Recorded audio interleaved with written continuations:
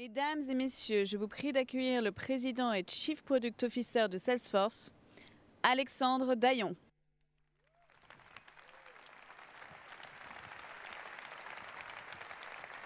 Bonjour Paris, bonjour et bienvenue au Salesforce World Tour Paris, la 9e édition. C'est toujours un très grand plaisir pour moi de venir, c'est la 9e année que je participe à cet événement à Paris. Et en voir la taille de la salle, cet événement change tous les ans, prend une dimension bien plus importante tous les ans, puisqu'il y a 9 ans, on était dans le sous-sol d'un hôtel avec 30 personnes, et je pense que la moitié était venue parce qu'il y avait un déjeuner gratuit. Aujourd'hui, on a 12 000 inscrits. Comme vous pouvez le voir, cette salle est complètement remplie. Les salles d'Overflow sont complètement remplies. Donc, un événement qui va être riche, qui va être dense. Et le thème aujourd'hui de cet événement, c'est l'innovation. Notre objectif, à travers le programme de 90 minutes ce matin, mais le reste de la journée, c'est tout d'abord de partager. C'est aussi de s'inspirer.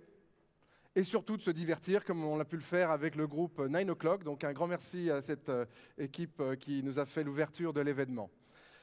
J'aimerais aussi remercier la Patrouille de France et l'Armée de l'Air, puisque vous l'avez vu sur les images de la vidéo d'introduction. On a eu la chance d'avoir la visite de la Patrouille de France qui a survolé notre siège social à San Francisco. Et l'Armée de l'Air a eu la gentillesse de nous donner des photos avec le drapeau français et le tricolore survolant San Francisco et le siège. Alors le thème de l'innovation, vous le voyez, nos clients, nos partenaires portent ce hoodie en anglais, ce survêtement Trailblazer. Quelle est la traduction française de Trailblazer? La meilleure traduction qu'on peut donner, c'est pionnier. C'est quelqu'un qui éclaire une nouvelle voie, c'est quelqu'un qui trace la voie. Et c'est véritablement le thème de l'événement, c'est de vous permettre de tracer la voie dans votre entreprise, dans votre carrière, et de permettre ces transformations digitales. Donc mon premier message, avant de commencer cet événement, mon premier message est vraiment un grand merci. Un grand merci à chacun d'entre vous, un grand merci à nos clients, un grand merci à nos MVP qui sont assis là. Donc nos MVP, levez-vous et soyez reconnus. Nos MVP sont les administrateurs, les meilleurs ambassadeurs. Donc n'hésitez pas à faire appel aux MVP si vous avez des questions, puisque ce sont nos clients et nos meilleurs ambassadeurs à travers la marque, mais aussi un grand merci à nos partenaires qui, tous les jours, évoluent dans l'environnement. Donc un grand merci à tout cet écosystème. Et l'écosystème Salesforce, il va au-delà des MVP. Ce sont les partenaires, ce sont les communautés de succès, ce sont les groupes utilisateurs qui se réunissent pour parler d'innovation et de transformation digitale. Et c'est cette énergie qui a fait le succès de Salesforce. Le succès de Salesforce, vous vous souvenez, l'an dernier, on avait annoncé un chiffre d'affaires. En fait, le chiffre d'affaires qu'on a réalisé l'an dernier est bien plus important que ce qu'on vous avait annoncé sur scène, puisque Salesforce, en 2016, a réalisé plus de 8,4 milliards d'abonnements. Salesforce est le numéro 1 du CRM, sur un taux de croissance de 25% annuel. Donc c'est un succès très important qui est votre succès, qui est vraiment basé sur le succès de nos clients. Et nous sommes très fiers d'avoir été reconnus par le magazine Forbes comme étant l'innovateur de la décade, de la décennie. Je fais un anglicisme. L'innovateur de la décennie. Après 7 ans d'affilée comme étant élu et faisant la couverture de Forbes comme étant la société qui crée le plus d'innovation chez ses clients, eh bien nous avons été élus l'innovateur de la décennie. Et ce succès, cette croissance a été créée sur un certain nombre de valeurs qui nous accompagnent depuis la création de l'entreprise il y a 18 ans. Ces valeurs se résument en 4 mots. La confiance. Rien n'est plus important que la confiance que nous créons dans notre écosystème et avec nos clients. Nous opérons un cloud, nous hostons les données et les infrastructures de nos clients. Il est donc très important que la relation commerciale s'établisse sur une relation de confiance. Le deuxième élément de notre culture, c'est la croissance. Nous sommes là pour créer de la croissance. Nous sommes là pour créer de la croissance chez nos clients. Nous sommes là pour structurer notre société comme une société de croissance. Évidemment, le troisième mot me touche puisque je dirige les produits chez Salesforce, c'est l'innovation.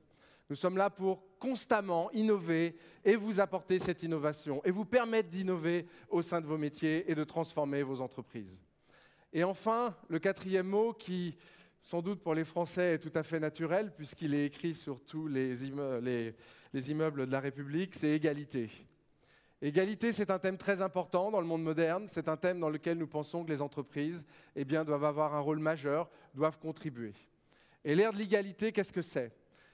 Eh bien, l'ère de l'égalité, c'est vraiment contribuer à un ensemble de thèmes qui sont tous connectés. Le premier et sans doute le plus important, c'est la formation. C'est d'être capable de permettre à chacun d'accéder aux métiers du monde moderne. Nous vivons une révolution importante, la 4e révolution industrielle, et c'est très important de permettre à tout à chacun d'accéder aux nouveaux métiers, aux métiers du futur. Le deuxième thème d'égalité, c'est la diversité. S'assurer que l'innovation, en fait, est très ancrée et très connectée à la diversité, et Salesforce est très actif dans les domaines de diversité. Et le dernier, l'environnement. L'environnement, c'est très important. Et qu'est-ce que ça veut dire pour Salesforce? Tout d'abord que quand vous utilisez les produits Salesforce, le modèle de cloud computing est 50 fois plus efficace qu'un modèle de computing on-premise, quand vous avez les ordinateurs chez vous. Pourquoi? Parce qu'il est basé sur de la mutualisation. Donc en fait, on a un partage de ressources très important et on permet d'être 50 fois plus efficace. Mais on va beaucoup plus loin. En fait, cette année, on a atteint une empreinte carbone neutre, Salesforce. Donc quand vous utilisez les solutions, les produits Salesforce, vous utilisez une infrastructure informatique à carbone neutre. Et tout ça, c'est possible. Toutes ces initiatives sont possibles grâce à une colonne vertébrale qui est la fondation, qui est la philanthropie, la fondation Salesforce. Quand nous avons créé Salesforce il y a 18 ans, Salesforce a été créé sur un modèle que l'on appelle 1-1-1, 1-1-1. Et Marc Benioff, le fondateur, avait décidé, il y a 18 ans, au moment de la création de l'entreprise, de donner 1% de son temps, ou du temps de ses employés, 1% de ses produits et 1% des profits de l'entreprise à des associations à but caritatif, des non-profit. Alors, la blague, c'est qu'il y a 18 ans, il n'avait pas de temps, il n'avait pas d'employés, il n'avait pas de profit, donc c'était une décision très simple. Aujourd'hui, cette décision, c'est 2 millions d'heures de bénévolat, 160 millions de dollars de dons et 31 000 organisations qui, aujourd'hui, bénéficient de la solution Salesforce gratuitement pour opérer leurs opérations. Et on en mettra quelques-unes en exemple. Nous sommes aujourd'hui dans une phase de révolution, la 4e révolution industrielle. Le monde change. C'est à la fois un challenge, mais c'est aussi une opportunité pour chacun d'entre nous. Nous travaillons dans les métiers de la technologie. Et tous les matins, nous nous levons et il y a une rupture technologique. Nous avons vécu beaucoup de ruptures technologiques au cours de nos carrières. Moi-même, j'ai commencé il y a 25 ans avec le client-serveur, qui changeait complètement la manière de computing. On pouvait adresser des millions d'utilisateurs. Ensuite est arrivé le cloud, est arrivé la mobilité, les réseaux sociaux, les objets connectés et beaucoup plus récemment, l'intelligence artificielle. Et tout se conjugue, tout change. Et ce nouveau monde est à la fois un monde qui fait peur, mais un monde qui crée de nouvelles opportunités. Et ces nouvelles opportunités sont en fait des opportunités qui vont au plus haut des entreprises. Aujourd'hui, la mission d'un département informatique a changé. La mission d'un département informatique n'est plus de gérer des ressources informatiques. Elle est véritablement de gérer en fait l'offre produit et l'expérience client. Ce nouveau monde, cette 4e révolution industrielle, met le client au cœur de tous les business, puisque c'est en fait une révolution du client, c'est l'ère du client, c'est le nouveau monde dans lequel nous opérons. Et il est très important pour toute entreprise, en fait, de valoriser ces technologies de manière à se transformer avec des nouvelles offres de produits ou des nouvelles offres de services dans l'ère du client. Ça veut dire que vous avez besoin d'opérer dans l'ère du client. Alors, ici, on voit le client au centre et quelques exemples de clients qui se sont transformés grâce à Salesforce, qui ont exécuté des business models grâce à Salesforce. J'aimerais en citer quelques-uns, de très belles réussites. Alors, un client français, très sympa, qui utilise nos solutions, c'est La Fourchette. Combien d'entre vous avez réservé un restaurant sur La Fourchette dans la salle? Vous voyez, extraordinaire succès industriel, puisque plus de la moitié, quasiment 70% de la salle, utilise La Fourchette. C'est ce que j'utilise quand je suis en Europe. Je réserve mes restaurants sur La Fourchette. Et en plus, j'ai réalisé l'autre jour que j'avais une réduction de 30% dans le restaurant. Donc c'était aussi très sympa. Alors La Fourchette utilise Salesforce à la fois pour son service client, mais aussi pour toute la gestion des restaurants. Des dizaines de milliers de restaurants qui sont connectés au réseau La Fourchette. Toute cette plateforme fonctionne sur Salesforce. Un autre client qui est fascinant, une marque européenne, Adidas. Adidas vend aujourd'hui plus d'1 milliard de produits, 1 milliard de dollars de biens sur la plateforme de commerce Salesforce, adidas.com. Je vous invite chacun d'entre vous à taper adidas.com sur votre téléphone, vous êtes sur Salesforce. Et Adidas a créé une croissance exponentielle sur le digital grâce à Salesforce. Un dernier exemple de société qui a mis le client au cœur de ses préoccupations, un grand succès industriel français dans le B2B, puisque les deux marques que je viens de citer sont B2C. Dans le B2B, Schneider Electric. Schneider Electric, entreprise centenaire dans le domaine de l'équipement électrique, a complètement changé son business model grâce aux objets connectés. Les immeubles sont connectés, les immeubles sont intelligents. Eh bien, ça veut dire que les immeubles, en fait, peuvent s'optimiser dans leur consommation d'électricité, mais aussi l'immeuble contribue au process de service client. Et le métier de Schneider, en fait, a été d'évoluer de vendre de l'équipement à vendre des services et de la gestion de ces immeubles. Eh bien, toute la plateforme informatique derrière les produits, les immeubles, l'expérience client Schneider est faite par Salesforce. Donc, ce sont des exemples qui sont excitants. Et tous ces exemples, en fait, contribuent à quelque chose que l'on appelle la Salesforce Economy.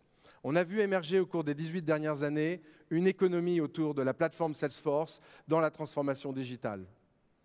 La Salesforce Economy, selon le cabinet IDC, c'est 400 milliards de PIB d'ici 2020. C'est 2 millions d'emplois, 1,9 million d'emplois. La Salesforce Economy, c'est une grande vague d'innovation qui et non simplement, bien entendu, les produits que Salesforce vend, mais tout l'écosystème, toute la création de valeur créée autour de la plateforme Salesforce. Et c'est quelque chose qui est très cher à notre cœur parce que la Salesforce Economy, ce n'est pas un concept, c'est quelque chose de concret, régional et local. Par exemple, prenons l'exemple de la Salesforce Economy en France. C'est quoi? Eh bien, d'ici 2020, selon le même cabinet d'IDC, c'est 6,5 milliards de PIB. 75 000 emplois en France autour de l'écosystème Salesforce. C'est aussi des investissements directs que nous faisons, comme les data centers, avec un data center en France, avec 2 centres de recherche et développement, un à Paris et un à Grenoble. Et bien entendu, grâce à notre département Venture, Salesforce Venture, qui est aujourd'hui un des plus gros capital risqueurs d'entreprises, des investissements dans de fantastiques start-up françaises. La plus connue probablement est Sigfox, qui construit un réseau mondial d'objets connectés, qui permet de connecter à la fois des singes en Afrique et des valises quand vous voyagez.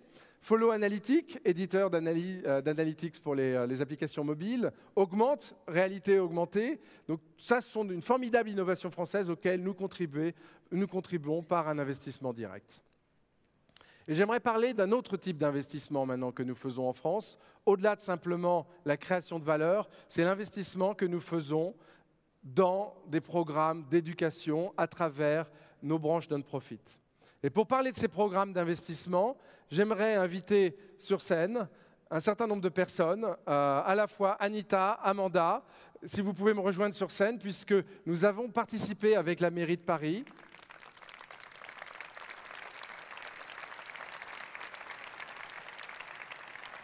Avec la mairie de Paris, bienvenue au Salesforce World Tour. Merci. Parce que c'est votre première fois sur une scène avec 5000 personnes dans la salle. Oui. Je ne vous mets pas de pression. Alors, j'aimerais parler maintenant avec vous d'un programme important qui s'appelle Paris Code, qui est un programme que nous avons fait avec la mairie de Paris. Des applaudissements. On va revenir, on va aller plus en détail sur le programme Paris Code. Le programme Paris Code, c'est vraiment de créer de l'emploi digital à Paris, et en particulier de financer un certain nombre d'organismes de formation autour de la transformation digitale et d'organismes de formation. Et vous êtes toutes les deux ce qu'on appelle les Paris-Codiennes, donc deux personnes qui bénéficient de cet investissement de la mairie de Paris auquel Salesforce contribue, à la fois avec des moyens technologiques, mais aussi la plateforme Trailhead, on y reviendra. Et vous faites partie d'un organisme de formation qui s'appelle Social Builder. Alors, est-ce que peut-être, Anita, vous pouvez nous parler de Social Builder en quelques mots? Qu'est-ce que Social Builder? Avec le micro. En ce qui me concerne, j'ai une expérience de 7 ans dans la communication et le marketing offline. Il y a à peu près 1 an, donc, j'ai décidé de me convertir dans le numérique. Et pour ça, en fait, je me suis rapprochée du programme de Social Builder, labellisé par Paris Code. Et là, en fait, j'ai bénéficié d'une formation en data marketing. 2, j'ai eu la chance d'avoir un mentor qui m'a coachée. Et 3, j'ai eu accès à un réseau de professionnels du digital. Et c'est à ce moment-là, en fait, lors d'une rencontre réseau, organisée par le dispositif Paris Code, que j'ai découvert la plateforme Trailhead. Donc Trailhead, ça m'a permis d'intégrer dans mes compétences une réelle démarche CRM. Et j'ai aussi assimilé en fait tout un process autour de la donnée client pour arriver à une stratégie de contenu impactante et cohérente. Donc votre but était de vous former sur la plateforme Trelled pour compléter votre parcours marketing avec un parcours CRM. Et donc Social Builder, le but c'est en fait de trouver un emploi avec les compétences que vous êtes en train d'acquérir sur la plateforme Salesforce. Tout à fait. Et ça a été vital pour moi parce qu'en fait, moi je me destine à faire du brand content dans le domaine de la tech food. Merci. Alors vous, Amanda, vous venez d'un parcours différent puisque vous avez un parcours sportif. Oui. Vous faites du triple saut, c'est ce que j'ai pu comprendre. Oui, c'est bien ça. En fait, je suis chef de projet digital et en parallèle, je concilie ma carrière d'athlète. Donc, c'est bientôt la fin, donc j'en profite. Donc, ce que ParisCode m'a apporté via le dispositif, la start-up sociale, le Social Builder, c'est d'intégrer le programme qui s'appelle Étincelle Booster. Donc, Étincelle Booster est un programme qui permet aux femmes. Ça vise la promotion, la mixité des femmes dans le monde du numérique. Donc, via Étincelle Booster, j'ai eu l'occasion d'avoir un séminaire en leadership, des sessions de coaching, du mentorat avec des professionnels du numérique comme Anita l'a cité et de participer à des événements réseau tels que chez Salesforce, Google, Criteo, Bob Emploi.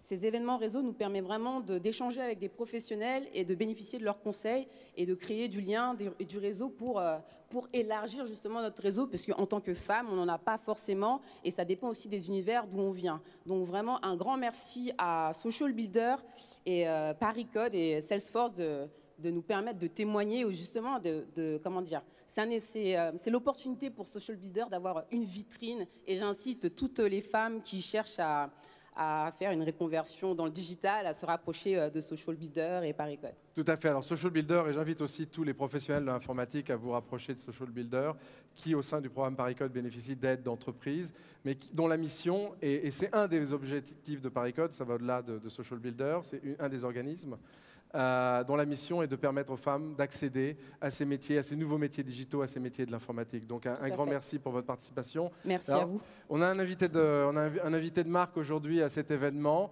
puisque comme vous le savez, ParisCode est une idée fantastique de la mairie de Paris.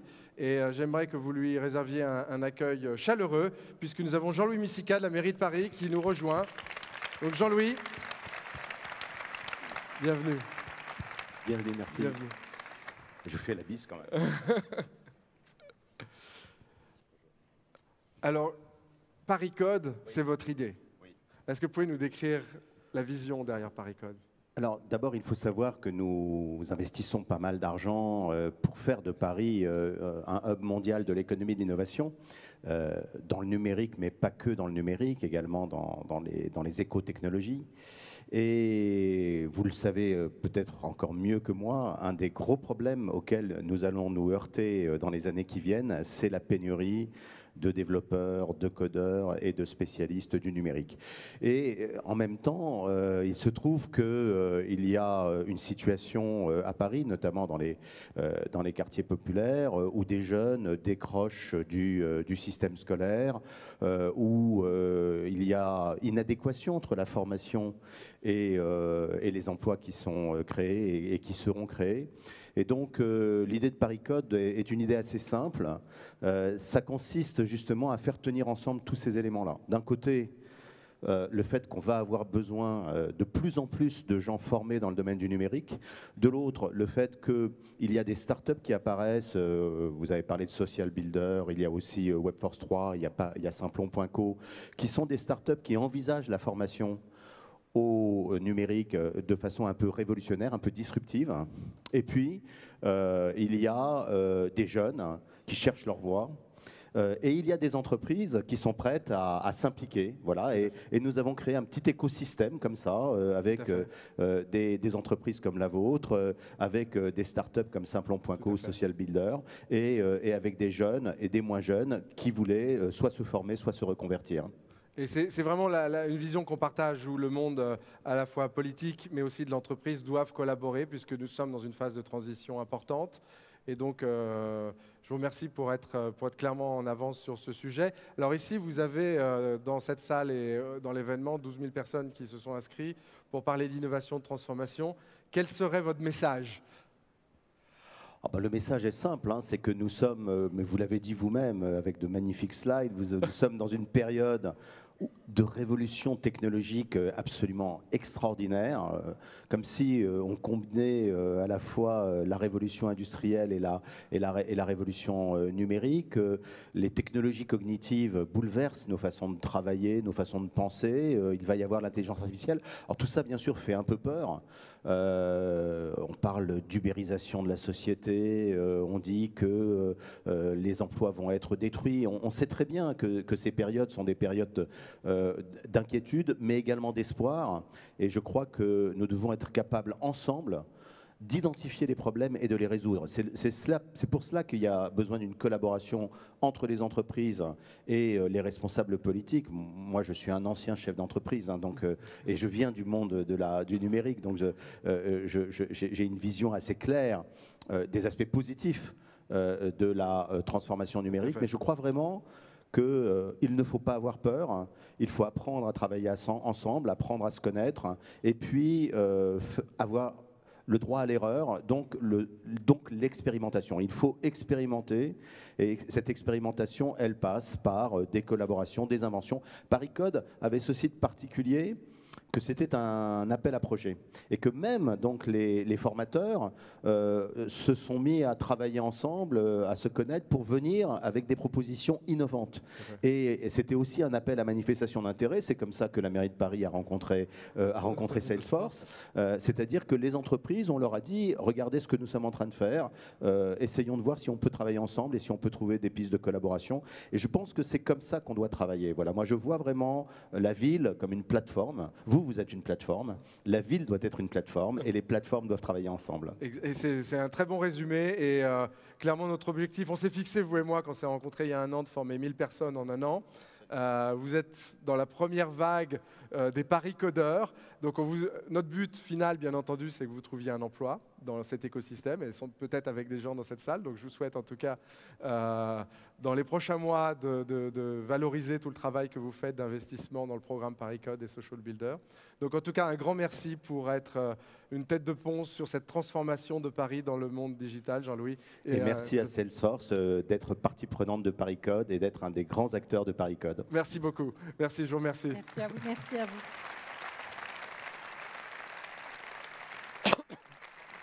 Alors, ParisCode valorise une plateforme d'apprentissage de self-learning de Salesforce qui s'appelle Trailhead. Et Trailhead, en fait, qu'est-ce que c'est? Eh bien, en fait, c'est une manière fun, ludique, gratuite et conviviale d'apprendre Salesforce. C'est en ligne, il y a un système de badge.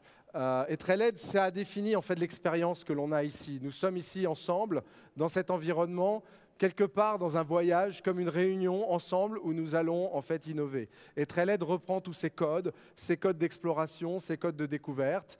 Et la personne qui est en photo sur ce slide a une histoire particulière. Sheryl Feldman, aux États-Unis, je l'ai rencontrée. C'est quelqu'un qui était esthéticienne. Et elle s'est cassé le bras. Donc elle s'est retrouvée avec l'impossibilité de pratiquer son métier. Et pendant tout le temps qu'elle avait chez elle, en fait, elle a été sur Trailhead, trailhead.com. Elle a commencé à accumuler des badges, des points.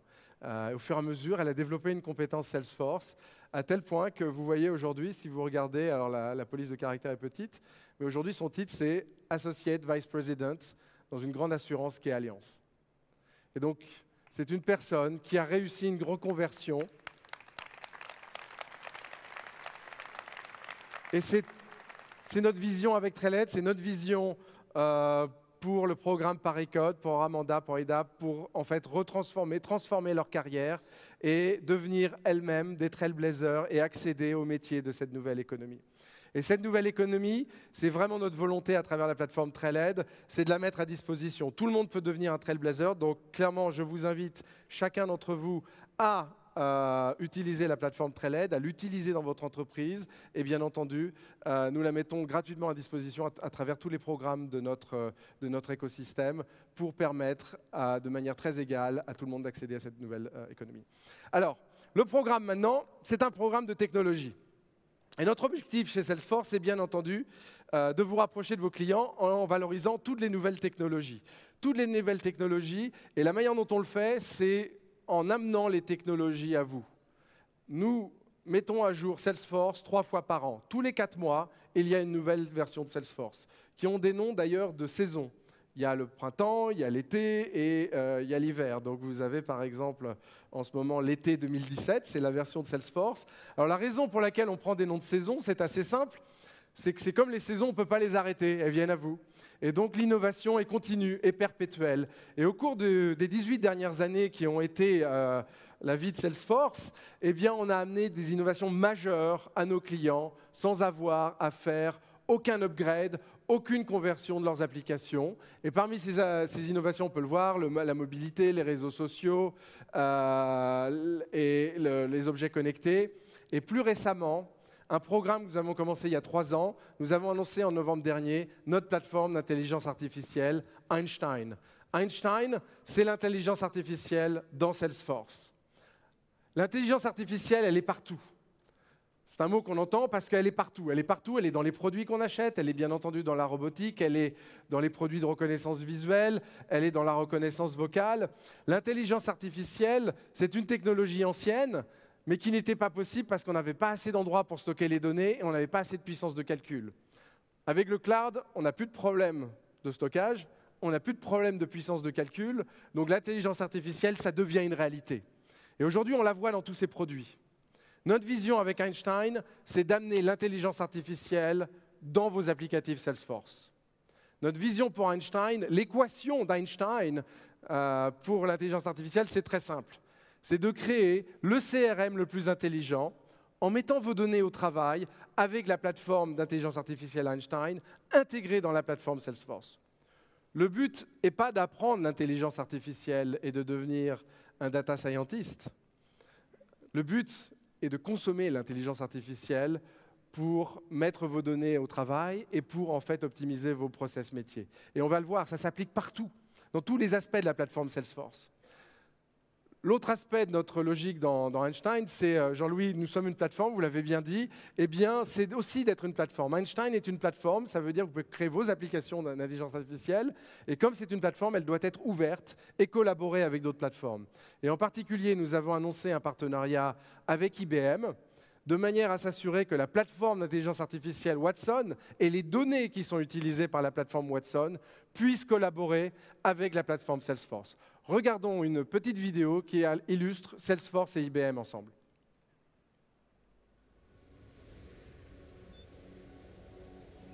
This company is built on a set of values, values that are extremely important to us. Values like trust, values like growth and innovation and equality. We have been on an incredible roll, pioneering a market, creating incredible innovations for our customers, and we are executing at scale. This is the power of what we're doing. And now we're on a major new journey, and you know, it's this incredible new world of artificial intelligence. 2017 is the year that you see AI in full scale in enterprise. We have some breaking news now on Salesforce announcing a partnership with IBM. This is Watson meets Einstein. Hey, two real smart guys. Have you met Watson? What's he like?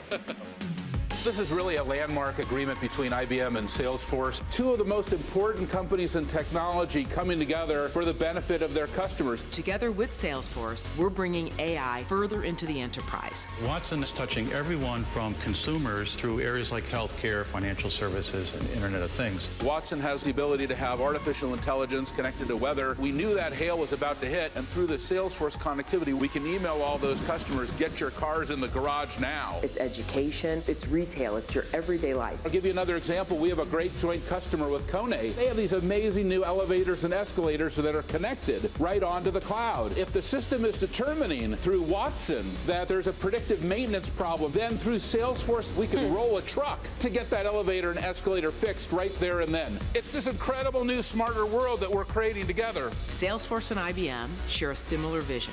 Together, our companies are uniquely matched to bring that future to the present.